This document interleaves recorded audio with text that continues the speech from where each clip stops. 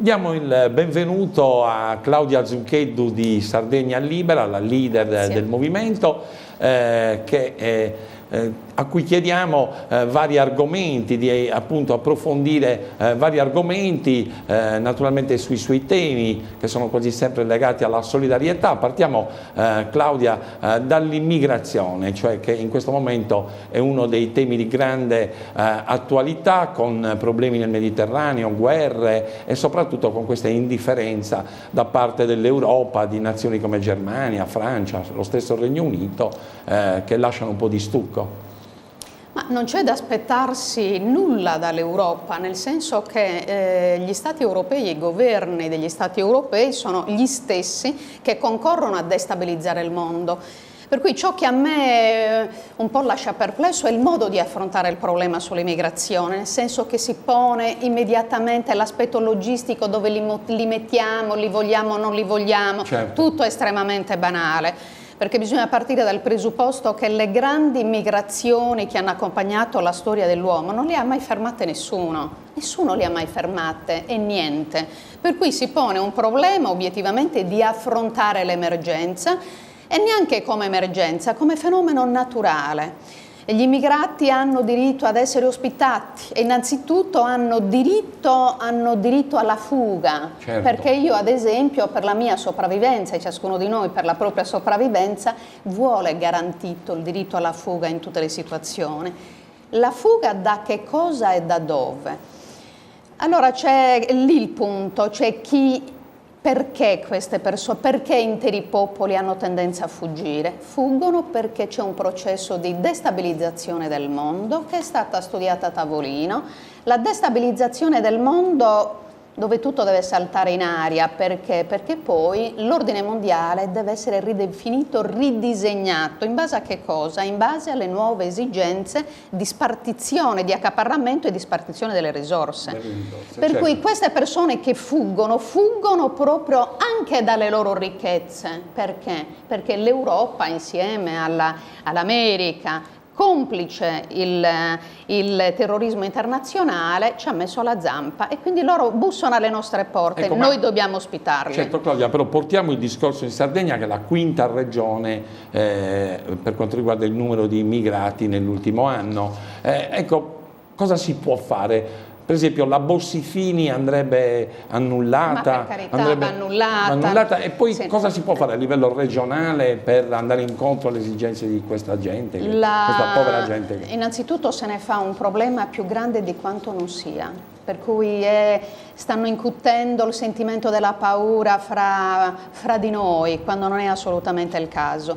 Innanzitutto noi abbiamo un territorio fortemente spopolato, quindi non bisogna vederli in termini di concorrenza, che arrivano a rubare il lavoro, questo è il contrario, fanno dei lavori che i sardi non fanno più. Sì, che non fanno più, cioè noi d'altra parte siamo spopolati, la nostra terra si sta desertificando e abbiamo anche un'esigenza di ripopolamento. Sì, però ti voglio fare anche un'altra domanda, non c'era più disponibilità da parte degli immigrati di cui parlavi tu prima, antichi, diciamo, gli attuali per esempio vogliono stare vicino ai centri urbani, hanno determinate esigenze, cioè non c'è anche l'altra faccia della medaglia oppure... Non è così, bisogna precisare che innanzitutto gli immigrati non vogliono stare in Sardegna, gli immigrati cercano di aggregarsi attorno alle loro famiglie e siccome l'Europa ha una fortissima storia di colonialismo che è innegabile, e automaticamente nel post-colonialismo c'è stato anche un trasferimento, un'immigrazione già antica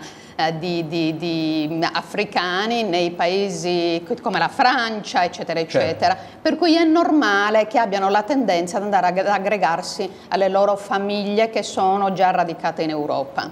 È un falso allarme, attenzione. È un falso allarme. Senti, c'è stata anche questa quasi una provocazione, secondo me, di poterli ospitare nel vecchio carcere di Buoncammino. Quindi dagli immigrati vorrei passare a parlare anche dei carcerati, che sono un'altra classe molto dilaniata dai disagi. Ecco, in Sardegna addirittura quest'anno, nel 2014, ci sono stati 272 casi di autolesionismo, 42 suicidi, insomma numeri da capogiro. Ecco, a Uta ho saputo, nel nuovo carcere di Uta, un carcere moderno, stanno mettendo le brande perché non c'hanno più posto. Ma è allucinante. Io sono dell'avviso che le carceri non vanno costruite, le carceri vanno dismesse. Se pensiamo che la percentuale più alta dei carcerati oggi sono delle persone assolutamente disagiate, percentuale altissima di disagio psichiatrico, problemi di tossicodipendenza, certo, che vanno trattati diversamente, certo, ma nel modo più categorico, per cui il carcere non è rieducativo, anzi. Ci vogliono anche maggiori psicologi. Maggiori psicologi, poi ci vogliono delle strutture territoriali, tipo strutture come case famiglia, dove recuperare veramente i nostri disperati. Ecco, ma un tempo in Sardegna c'erano dei carceri dove si lavorava, i campi, c'erano delle alternative. Adesso pare che il lavoro sia proprio ridotto al minimo e quasi esclusivamente all'interno degli istituti di pena. Come mai? Ecco, questo tornare indietro? No, c'è un degrado, il degrado culturale si riflette molto anche nelle carceri, tenendo conto che stiamo parlando di posti di grandissima sofferenza che, ribadisco, andrebbero assolutamente dismessi nel tempo. Quello che invece sta avvenendo, lei ha citato adesso Uta è un supercarcere, è stato ideato per i 41 bis e lì ci ricolleghiamo al concetto, certo, che la Sardegna continua ad essere la prima colonia d'Italia, per cui i 41 bis devono essere ricoverati in Sardegna, col fatto che i 41 bis, che vuol dire delinquenza internazionale, certo, proprio la delinquenza organizzata, che viaggia con la famiglia, e che non è babbo e mamma la famiglia è quello che si intende nel gergo mafioso, che vuol dire che in Sardegna questo aspetto è pericolosissimo, perché noi abbiamo una situazione sociale assolutamente delicata, in bilico, c'è troppa miseria, cioè la nostra economia è precipitata, per cui in situazioni così di malessere tutti questi fenomeni di grande delinquenza trovano terreno fertile, per certo, cui le nostre autorità, a partire dove non c'è buona politica, poi assolutamente la buona politica non riesce a capirle, non riesce a leggere nei giusti termini né le esigenze dei carcerati, e ancor meno affrontare nei giusti termini il problema dell'emigrazione, che è legato anche al terrorismo internazionale. Il terrorismo internazionale, che si dice aiuto, aiuto, questi sono, certo, loro sono le prime vittime del terrorismo internazionale. Non è un caso che in Sardegna siano stati trovati dei terroristi proprio. Ecco, tutta quella storia andrà vista molto bene, andrà analizzata molto da vicino, perché adesso è anche facile, ma Bin Laden poi pare che a Bin Laden, nel senso, a quella determinata gente. Ma bisogna vedere, bisogna andarci cauti. Io non sono giustizialista, voglio capire bene che cosa è successo. Beh, assolutamente. Sono argomenti peraltro che tu segui moltissimo nel tuo sito nuovo di Sardegna Libera, di Claudia Zuncheddu, argomenti come anche quello delle scorie, che in questi giorni il tuo sito avrà fatto tilt, perché con questo anche questo articolo su un quotidiano locale, ma anche nella nostra trasmissione Tesauro, le tue affermazioni hanno creato un certo interesse.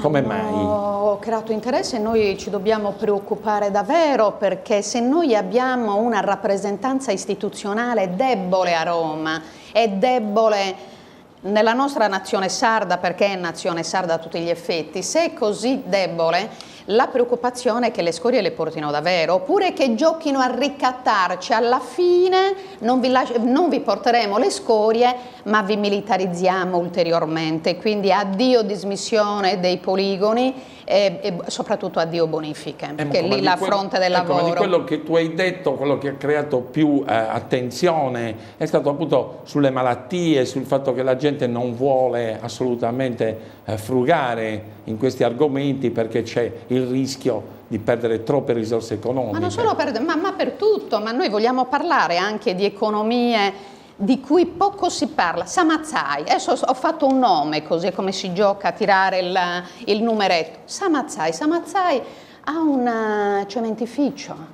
Certo. L'incidenza delle malattie a Samazzai è impressionante, ma è possibile che così nessuno... Come Quirra, Teulada. Sì, ma adesso Quirra è eclatante, Teulada è eclatante, Saras, tutto il polo industriale, Macchiareddo, per non parlare poi di Portovesme e così via. Ma adesso ho parlato di Samazzai, che è un piccolo centro a vocazione agricola fortissima, che anticamente era un centro ricco, proprio grazie anche alla sua vocazione tradizionale. Claudia, stiamo per chiudere, le vorrei chiedere una cosa importante perché c'è il Pride Sardegna il 27 giugno, quindi tra 2 giorni, cosa possiamo dire di questo? La Sardegna che ospita una manifestazione così importante, insomma. Dico che ben venga tutto ciò che manifesta il diritto. Ci saranno Fiorella Mannoia, Patti Bravo. Sì, ci sarà di tutto. Ci andrò anch'io perché certo. ci voglio essere e sarò in prima fila perché sono in prima fila per la battaglia sui diritti civili. Vedo che lei ha anche una maglietta. Ma per caso io ho messo...